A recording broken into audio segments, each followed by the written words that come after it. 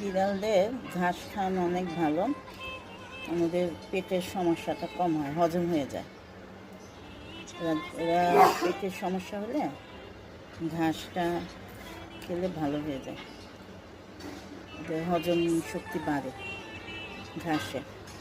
যারা বিড়াল পালেন তারা কিন্তু ঘাস খাওয়াতে পারেন, অনেক উপকার। আমার মেয়েটা মনি খুব পছন্দ ঘাস।